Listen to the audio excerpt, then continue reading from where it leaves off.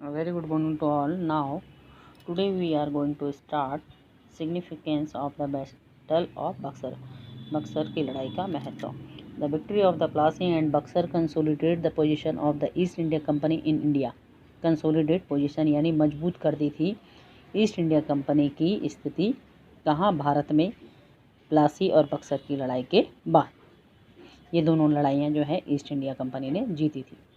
The system of dual government made the company the virtual ruler of Bengal. और जो वहाँ दोहरी सरकार स्थापित की थी अंग्रेज़ों ने, उसमें वास्तविक जो सरकार थी वो बंगाल में ईस्ट इंडिया कंपनी ही थी. Which suffered tremendously during this period. जो बंगाल जो था इस दोहरी गवर्नमेंट के कारण बहुत ही पीड़ित था. A severe famine which struck Bengal in 1770 further worsened this situation. और जो ये गंभीर फैमिन यानी सूखा पड़ा था, इसके कारण जो है बंगाल को पीड़ित होना पड़ा, मरना पड़ा. 1770 में इतना भयानक जो यहाँ सूखा पड़ा था, जिसके कारण इसकी स्थिति और भी दयनीय हो गई थी, बदतर हो गई थी. Eventually, Warren Hastings and the dual government in 1772 and brought Bengal directly under the administration of the English East India Company. तो जो वारन हेस्टिंग थे लॉर्ड, उन्होंने जो है दोहरी सरकार को ख़त्म कर दिया 1772 में, और वहाँ सिर्फ अब किसका प्रशासन चलता था, ईस्ट इंडिया कंपनी का. Expansion beyond Bengal 1757 to 1818. Expansion यानी विस्तार, बंगाल के बाहर भी जो है विस्तार होने लग गया भारत के अन्य भागों में 1757 से 1858 तक गया. The year 1757 mark the beginning of the company rule in India and about 100 year time the company rule expanded to the almost every part of the India. 1757 जो है प्लासी की लड़ाई के बाद तो जो कंपनी की स्थापना हो गई थी अब भारत में, और 100 साल में उसने भारत के अनेक क्षेत्रों में अपने राज्य का विस्तार किया. The company rarely launch a direct military attack on the state of in India. Company किसी भी भारतीय राज्य पर सीधा जो है मिलिट्री अटैक नहीं करती थी. इसके लिए वो क्या करते थे, instead of the company use political, economic and diplomatic method of increasing it foothold and finally to annex a kingdom. इसके लिए वो राजनीतिक, आर्थिक और राजनयिक जो है विधि को अपनाती थी और अपने पैरों को फुट होल्ड यानी पैरों को यहाँ जमाने के लिए जो है इतने प्रयास करती थी और उस राज्य को हड़प लेती थी इतने जो हैं नियम लगा के. द सब्सिडरी अलाइंसेस, सहायक संधियाँ, one of the most significant policy put into practiced by the company with a view of the expanding British domain in India was the subsidiary alliance.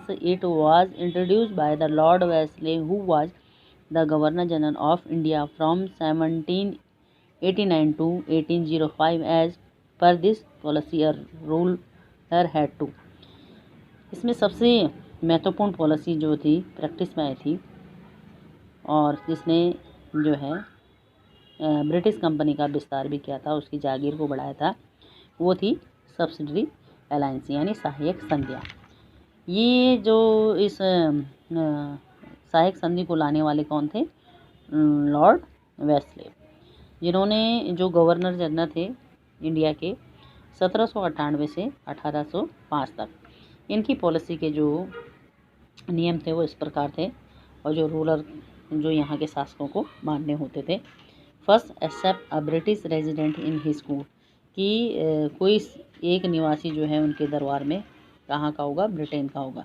Expel और foreigner except the British from his territory, और सभी विदेशी कंपनियों को यहाँ से निकालना पड़ेगा और सिर्फ ब्रिटिश कंपनी को ही व्यापार करने का एक अधिकार देना होगा. थर्ड पॉइंट था disband his own army and maintain British troop permanently at his coast or give some territory in lieu of it, और उसको अपनी जो मिलिट्री है उसको ख़त्म करना पड़ेगा और अपने ही खर्च पे ब्रिटिश जो ट्रूप है आर्मी की उसका खर्चा उठाना पड़ेगा और कोई क्षेत्र जो है कंपनी के अधीन भी देना पड़ेगा।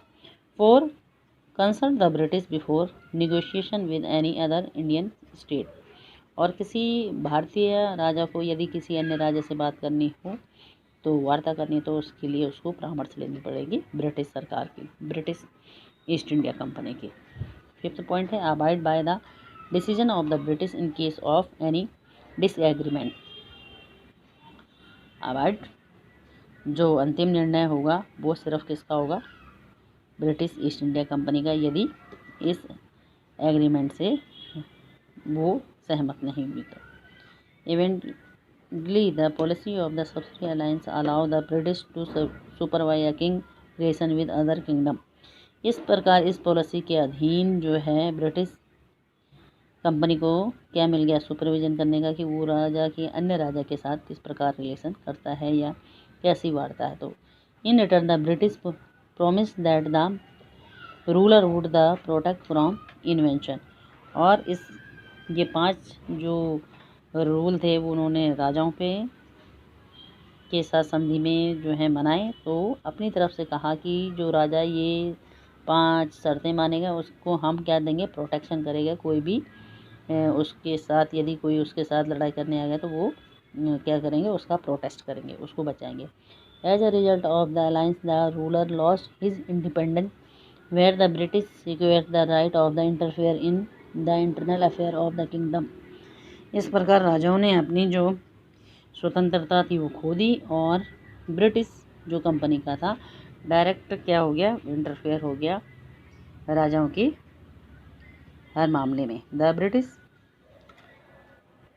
Reserve right to depose ruler in case of any lapse on his part. तो इस प्रकार ब्रिटिश जो क्या करती थी, कोई भी चूक होने पे और उस राजा को भंग कर देती थी और वहाँ सीधे सीधे अपना शासन चला लेती थी। नेक्स्ट क्लास में हम पढ़ेंगे मैसूर।